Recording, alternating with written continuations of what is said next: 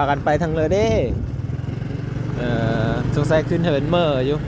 เบิ่งคือถือสัตว์เบิ่งคือถือมอนถือเซอร์ไปอยู่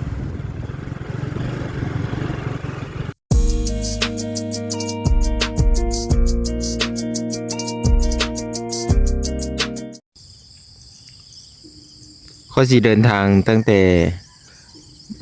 ทางแยกบ้านตันโกนนี่ไปจุดซุมบ้านปะโกยแล้วก็แล่นขึ้นไปเสิร์ฟบ้านกะหลางขอเยอะพา FC ทุกคนนี่ไปเบิ่งว่าสภาพเส้นทางแล้วก็สิเห็นเพิ่นในบรรยากาศในยามเช้าตะเวนก็สิขึ้นแหละประชาชนกำลังไถนาเนาะชาวนากำลังเริ่มไถนาให้นาตากาเพิ่นก็น้ำเต็มอยู่พี่น้องบางคนก็ออกมานอนให้นอนหนาเสียงไก่ขันโอเอกโอเอกอยู่เนาะมื่อนี้ค่อยกาตั้งเจอมาถ่ายวิดีโอแล้วก็เยอะพา FC ไปเบิ่งสภาพเส้นทางสิเป็นอะไรแน่แต่เมืองชนมาหาบ้านตาแล้วนี่ทางดีแล้วทางยางแล้วเนาะไปมาสะดวกสบายแล้วแต่ว่าเฮ้ยระวังงูควายเด้อเพราะว่ากลางคืนมันสิออกมา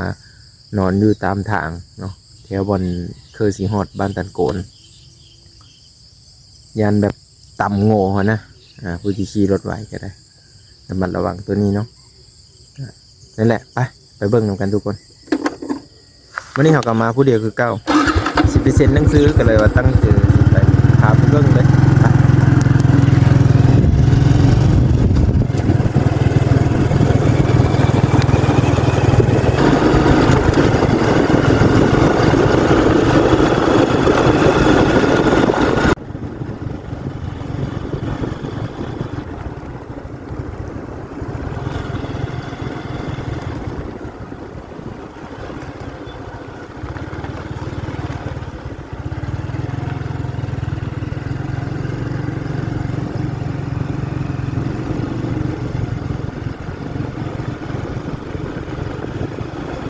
นี่เราก็ได้เข้ามา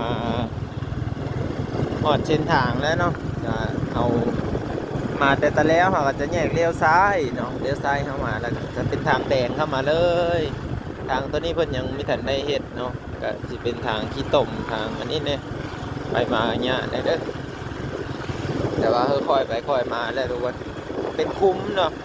ยามพ้นก็สิประมาณนี้ยามพ้นทางกับมีเยอะคอยเยอะดีไปเลยเนาะวิดีโอนี่กาถ้าผิดพลาดประกันเลยขอโทษขออภัยหลายๆพี่น้องแบบถ่ายเอากันสดๆเลยเนาะแต่ว่าสีถ่ายเป็นบางตอนซื่อบางบ่อนที่มันทางมีปันเลยกันไม่ได้ถ่ายเนาะโอ้นี่โซนเขาทิพย์เนาะโซนน้องสาวของทิพย์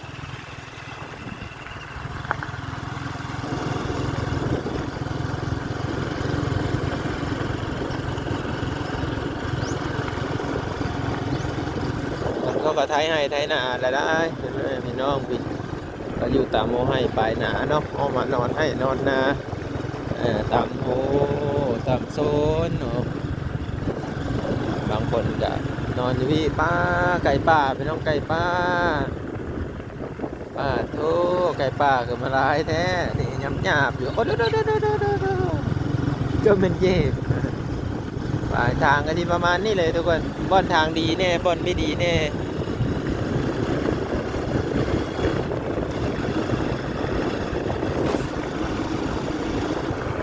มีรถแก่มาเลยแต่เด็กแต่เช้าเลยนะว่าสีมามีพ่อรถเยอะเลยนะยังพ่อรถเยอะเขาแก่คนไม่ใช่เต็มเลยดำนาปะดำนาหรือเกี่ยวเข้าไปตามมันกันแล้วเขาก็ออกมานอนให้นอนนาแล้วเขาไถให้ไถนาเขาก็มานอนอยู่นี่นะทุกคนเนาะปีนี้เอากระสีไปปาเซ่พวกเด้อทุกคนเด้อแล้วก็สีเฮ็ดคลิปออกมาบ่ FC อยู่ไปพี่น้องทุกคนอันนี้ว่าคร่าวๆซื้อเนาะเฮ็ดหนังสือเฮอป้าแล้วนี่แหละเมื่อนี้ก็ไปเสร็จหนังสือเฮอป้าอยู่กะล้างนี่เนาะเพราะว่าตัวก่อนมันมีเยอะผ่านมาเลยเพราะว่ามันจักเลยเขาเค้นพิษเนาะเขาขีดนั่นขีดนี่แหละมันเปิ้นบาวางไม่มักก็เลยไปเฮ็ดใหม่เสียเงิน2เท่ากับยามันเสียเงิน2เธอกับยามันแต่เราต้องได้ของดีเนาะเอามีเยอะหลายเธอนะทุกคน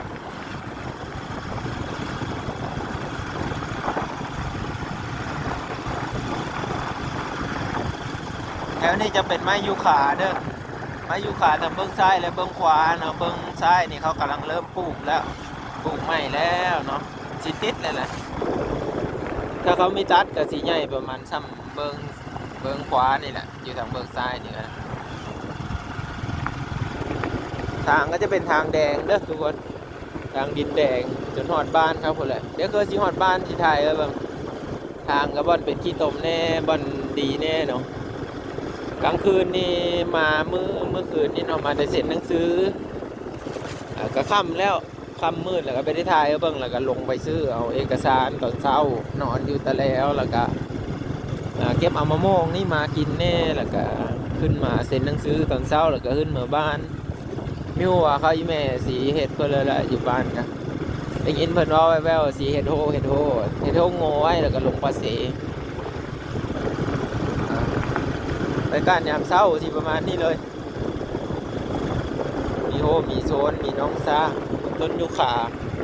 ก็จะปลูกไว้แต่ว่าตัดไม่ได้มายูคานะเขาเห็นเขากับให้เขาไม่ส่วนร้ายจะเป็นดินเป้าว่างเขากับปลูกมายูคาเสมอเลยนี่มีหดป่าให้ละโงกแหละเพราะว่าเขาฉีดยาสิ้นนี้แหละเขามีกล้ากินได้ทุกคนยันเบอร์หลายคนกินกับเบอร์แล้วก็เสียชีวิตก็มีเนาะ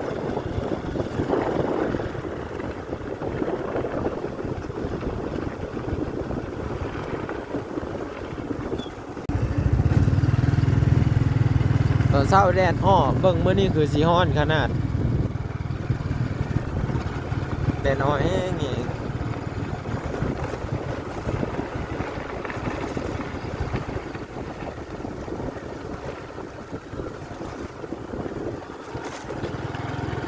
แดดอ้อแห้งไร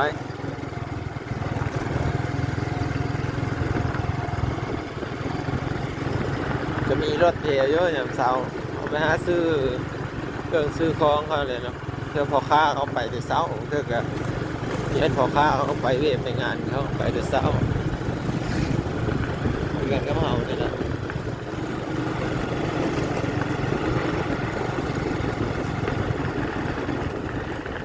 เส้นทางขึ้นถึงเรื่อยๆเนาะขึ้นสูงไปเรื่อยๆสูงไปเรื่อยๆเลยจนหอดบ้านกดสีหอดบ้านตัวนี้จะเป็นบ้านปากโก้ยด้วยจุดซุ้มบ้านปากโก้ยพอดีมีโครงการซอยเลอคนทุกอย่างคือการได้บ้านนี่กันเลยก็เห็ดอ่างน้ำประปาเฮ้ยเด็ดน้องเห็ดอันนี้เฮ้คือกันได้มีห้านค้ามีบ่อนขายเครื่องขายของจะมีคือกันเด็ดบ้านปากโก้ย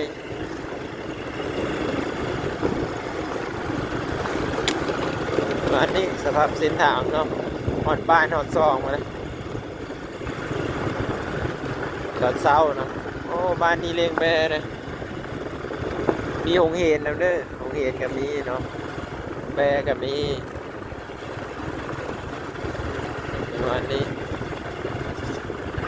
อันนี้จะเป็นหงเห็นเด้ออันนี้จะเป็นสุกศาลาหงมอนะศาลาประจำบ้านมีหงเอ็นนะเมื่อนี้เป็นเมื่อวันอาทิตย์บอกประมาณนี้วันอาทิตย์หรือวันเสาร์คนไม่มันเจอวันเมื่อนี้วันอาทิตย์เป็นวันเสาร์เมื่อนี้ก็มีตลาดน้อยนะตลาดน้อยอย่างเสาร์ไปเดี๋ยวถ่ายให้เบิ่งเลยทุกคนอันนี้มันอยู่ขับปัดบ้านปากโก้ยเด้อปากโก้ยตอนนี้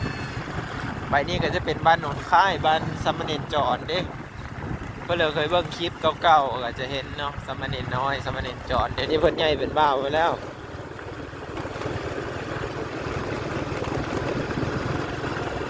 บ้านก็สิประมาณนี้แหละแคมทางไปเรื่อยๆเนาะแต่ว่าก็จะเป็นบ้านใหญ่อยู่เด้อยู่ทางในพุ่นอันนี้มันเลาะแคมทางก็ซื่อนี่บ้านเดินคนประมาณนี้เลยลงค่อยแล้วก็ขึ้นโหนดนะกันแม่นบ้านโหนดค่ายเนาะ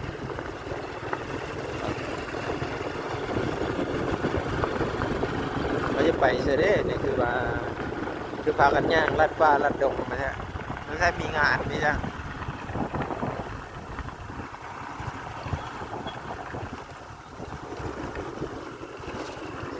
ไม่ใช่มีงานนี่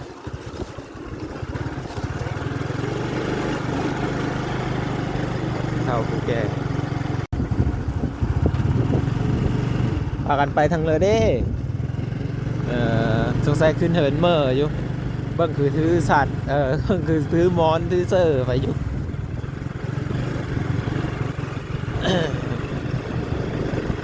สงสัยมีงานขึ้นเหินไหมแหละประมาณนี้มีขึ้นเหินไหมก็ต้องดองแน่นอนแหละอันที่ว่าเห็นถืออันนี้ไปนี่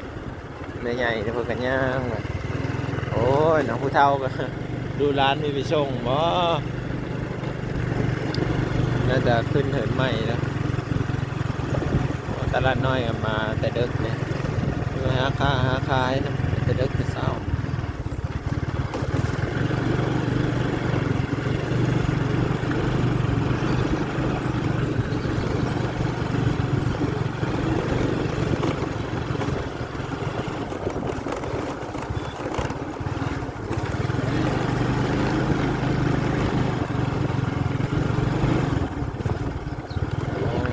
ขึ้นเหินใหม่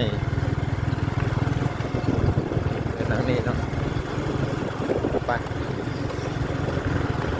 เอาผ่านหมู่บ้านด้วยชื่อเราทุกคน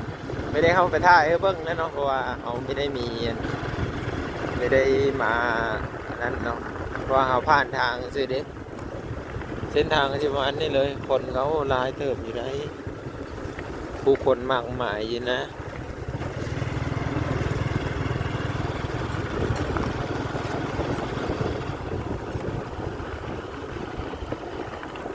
วิทย์ได้บ้านโนนคายอ่ะพี่น้องวันนี้ก็จะเป็นนี่ทงไห่ทงนาลัดไปนี่ก็จะเป็นบ้านขับปะแนเลยได้แต่ว่าเอาขึ้นไปนี่จะเป็นบ้านกะลางเด้ออันนี้จะเป็นโรงเรียนบ้านกะลางพี่น้องโรงเรียนโรงเรียนมัธยมตอนต้นม.1 ถึงม.4แต่มีหัวมีนักเรียนหมดแหละแต่น่าจะมีอยู่แต่ไม่ร้ายเนาะก็เขียนบ้านนอกเขาเนาะจะสิมีสาวๆนักเรียนเดี๋ยวเราเบิ่งนี่ก็ได้อันนี้ก็จะเป็นหมู่บ้านกะลางใต้กะลางเนอเอาไปเซ็นหนังสือนี่ก็จะไปเซ็นนำพ่อบ้านกะลางเนอ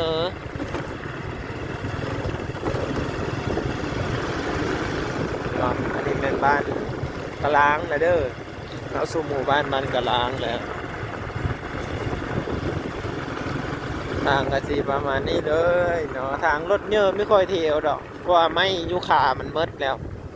แต่ตอนเขาแก้ไม่ยุคากับทางเปิ้นทางมุ่นมาเลยเพราะว่ารถใหญ่รถนักเขี่ยวตลอดเลยโอ้ย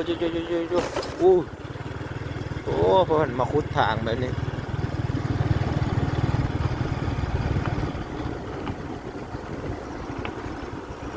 บ้านกะลางเลยได้ผมยืดเถอะ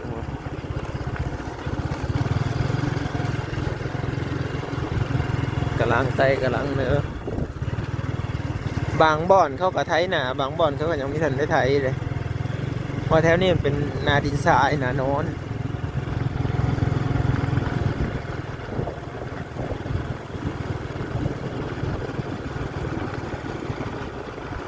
บ้านกะลางเลยเด้อ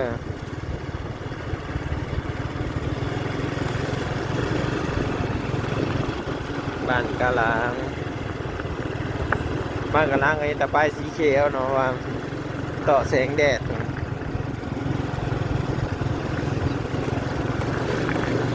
อันนี้ฮันเวทวันนี้ก็ถ่ายวิดีโอสั้นลงไปเห็นไหม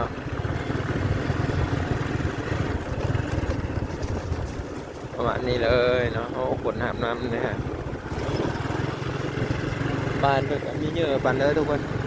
เป็นบ้านน้อยๆอยู่เป็นบ้านแบบคุ้มเนื้อคุ้มไตคุ้มเนื้อเนาะนี่เลยเห็นบอกบ้านนี้ก็จะแยกกันออกไปเนาะเดี๋ยวเอาพอบ้านอันเดียวกันเดี๋ยวมันจะขั้นเนาะมีทุ่งนาขั้นบ้านไตบ้านเนื้อปลูกมันเนาะส่วนไรปลูกมันจะมีวัดอยู่ตัวนี้อันนี้จะเป็นวัดเด้อวัดเขาก็เฮ็ดกุฏิเฮ็ดอันนี้เนาะเดี๋ยวไปเซ็นหนังสือก่อนเนาะ เดี๋ยวพาเอาไปโอ้มันก็ต้องได้ไปอันนะมันก็ต้องได้ไปเซ็นพ่อบ้านเวียงใสก่อนแล้วจึงไปหาหลาวเนาะเดี๋ยวไปเบิ่งก่อนทุกคนเดี๋ยวไปจำตาซื้อบ่เดี๋ยวเอาไปถามเพิ่นก่อนเนาะนี่ก็เฮ็ดโฮทุกคนเฮ็ดโฮแล้วก็ไม่ได้ถ่ายวิดีโอแล้วเนาะก็คือมาฮอดแล้วก็ค้นหาโฮมาแล้วก็ต่อไปได้ครึ่งหนึงแล้วแดดก็ที่กระดอตอนเฮ็ดเวนะตอนเฮาห่มนี่ก็มันบดแล้วนี่ตอนนี้แล้วก็เฮาไปซื้อกาแฟนมอยู่เมืองสดเนาะเอาไปซื้อกาแฟนมแล้วก็ถ้าเขาน้องเพื่อเขาสิออกมากับน้องเขาอีร้อยแล้วก็